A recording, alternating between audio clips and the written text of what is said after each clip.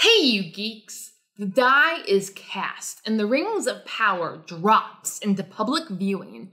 The first two episodes were good, nothing spectacular. It was more than I had hoped for and less than I'd feared. Since it's been a while since I've done a straight up review, I'm going to mix this up a bit with my theories about where the show is going, as that also affects how I receive the plot. Isn't that the original point of fandoms? To theorize and ship? This is where the fun begins. Galadriel and Elrond. True to Tolkien, the elves talk too much. Words, words, words, I'm so sick of words.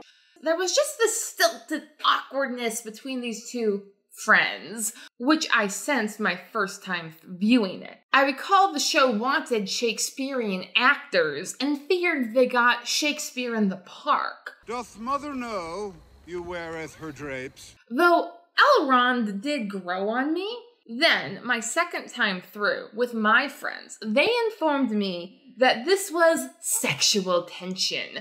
The show makes it clear that Elrond and Galadriel are just friends, but they also convey, true to Tolkien, that every male character finds Galadriel stunning. My friends' take, my beer, and the larger screen on which we viewed the show made the elf scenes so much more entertaining. Yes, the show is visually gorgeous. Each scene is impeccably and intentionally lit to look like a painting. It's almost distracting how beautiful it is, but I'm not complaining about that. Beautiful Nori has a little too much 90s Disney princess in her to be a Tolkien hobbit for my taste. Haven't you ever wondered what else is out there? I want adventure in the great white somewhere. But her friend Poppy, she's a good solid Harfoot type. Enchanting. Hands down my favorite character in the first episode. Her sullenness is played for humor, and it works. There's 110 things out here that could kill us. 111 if we count you worrying to death. Her 110 problems set up this jewel of an Easter egg. Today is my 111th birthday! It's nice to see just normal people. And the Harfoots as a clan are a pure Tolkien-style village folk. The last time we had travellers this early, it was the Great Frost. And there's no misremembering how bleak a season that. And even they are sick of Nori's antics. You are far too curious and meddlesome to have been born a Harfoot. Are you quite certain you're not part squirrel? They don't have much of a plot until an old man with works of fire shows up, just as a Hobbit plot should be. Southlanders. What was stupid in Lion King 2 is stupid here. The creators said they didn't want to tie too tightly with political problems of one time or another to give the show a timeless feel. So I think they tried mixing current racial tensions of today with the Ulster tensions that the Inklings experienced. Oh, let it go, knife is. This combination is awkward AF and poorly thought out. I've complained about how it doesn't make any sense that the Sylvan Elves are the ones doing the guarding. The best thing the show does is drop this point quickly and get on to more important things, like the sexual tension between Arondir and Bronwyn. Why don't you kiss her instead of talking her to death? Well, I guess he doesn't so much talk her to death as brood attractively. Say what you wish to say. I have said it already. 100 times over, in every way but words. But even better than the buildup of sexual tension, there is darkness afoot, heralded by, of all things, a cow. Because it looks cool. Yes, elves are supposed to be graceful, and we all love when Legolas makes light of gravity. That still only counts as one! To a certain point, anyway.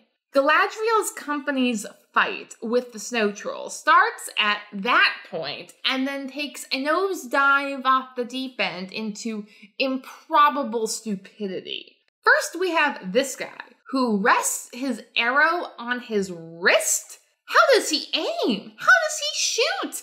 But I suppose it doesn't matter because elves, despite their night vision, don't see the troll until it throws a huge chunk of ice at them and proceeds to kick butt and take names. Legolas, Merry, and Pippin, 2 hobbits and a Sylvan elf only, took out a cave troll. These high Noldor go down like a bunch of weaklings until Galadriel jumps off her lieutenant's sword, flies through the air, lands, then takes the sword form Renfri Fights the Witcher, which at least looked cool there, I think, because you could see the deranged look in Renfri's eyes. Here, it's just painful. At least none of her company died. Thus, they are clearly the Noldor's crack squadron, not because of their skills, but because of their stubborn inability to die. Until Gil-galad takes them out to journey home. The plot does suffer from being an ungraceful exposition dump. This company has followed you to the very edge of the world, but none who ever dared search for this last stronghold has ever found anything. If you're going to deliver clunky exposition in a frozen wasteland, at least be on par with National Treasure.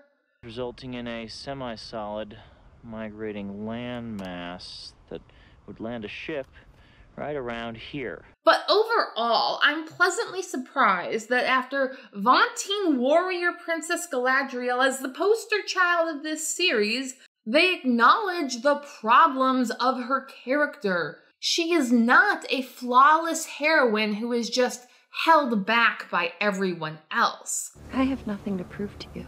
Galadriel is shown as ruthless at the expense of those around her. Everyone else knows she's toxic and crazy and calls her out on it again and again.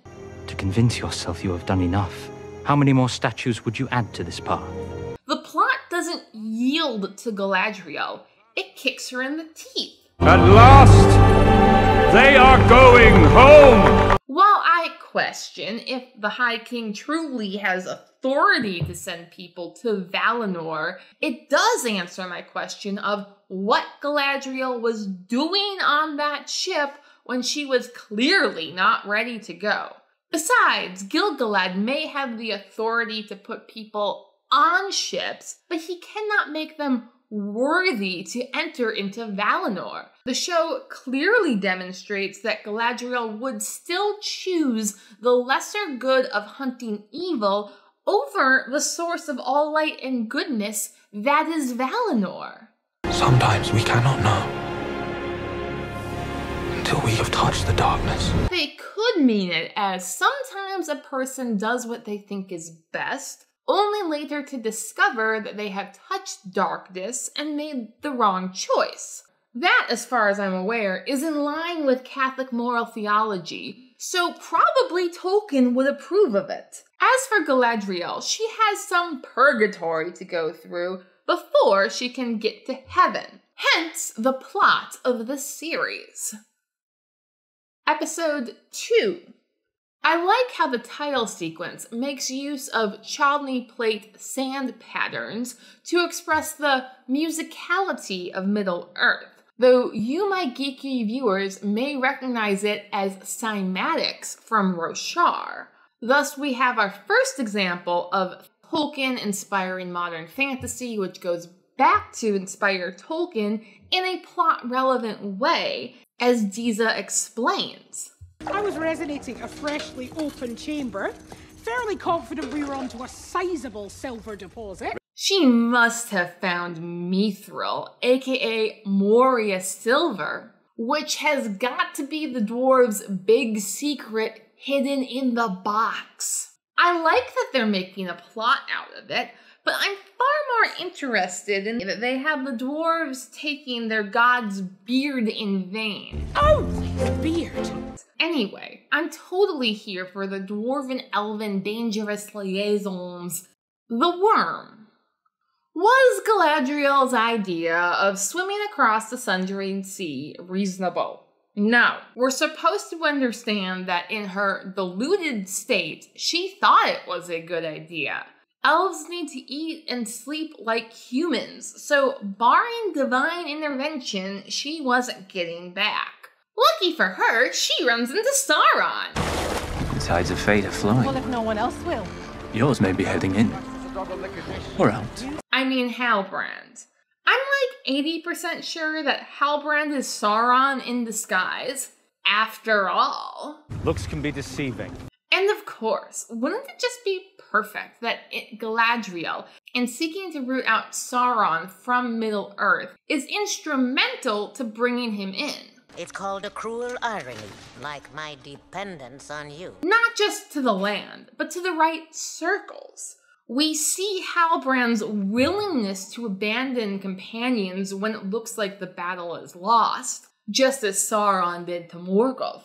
We know that he has this symbol, which is either an eagle carrying a snake or a child riding a dragon, or at least the creature whose stone head we see in the Southlands.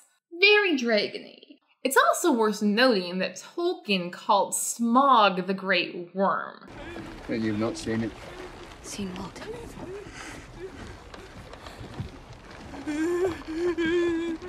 The worm. So I'm getting strong dragon serpent subtext here. In the past month, I've become somewhat of a snake mythos and fantasy expert, and let me tell you, he is at best a symbol of great change, and at worst, Satan. Though there is the small chance that he is the lost true king of the Southlanders. One day, our true king will return. My people have no king. But if they did? Who is also Theo's father and husband of the braided herbalist. The true king could also be the true owner of the broken blade, which we know is the Witch King's sword, or will be the Witch King's sword. So Halbrand is either Sauron in disguise, or he is working for him. Sauron is also called a necromancer, yet we've yet to see him bring anyone back from the dead in Tolkien's writings. And maybe Halbrand was a good man before he died, the first time.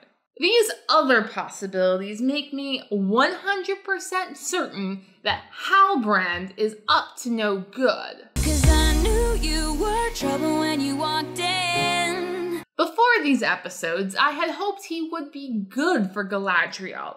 That's just what Appa wants you to think.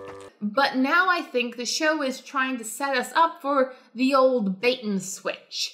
Halbrand, who is painted as unassuming, is the big bad, while the man yeeted out of heaven in flame is probably Gandalf. Holy fire. Yes, they want us to believe that the stranger is the bad guy, with that cold fire. It's not hot. Fine, it's not hot. Calling back to that awkward exposition dump in the Ice Fortress.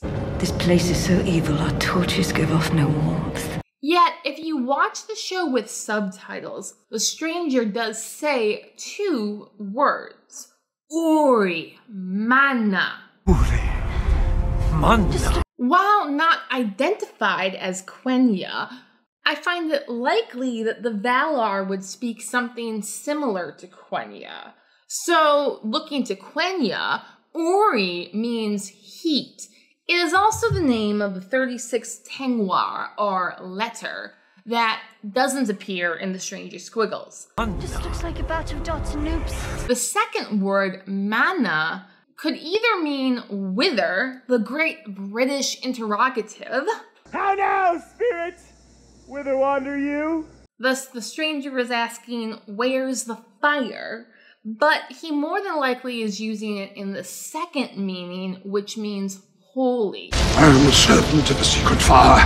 wielder of the flame of Arnor. Let us not forget that manna in English refers to the bread which fell from heaven, on which Israel fed during their years of wandering in the desert. Tolkien would have remembered, and if Amazon made the connection, then I will give them an 11 out of 10.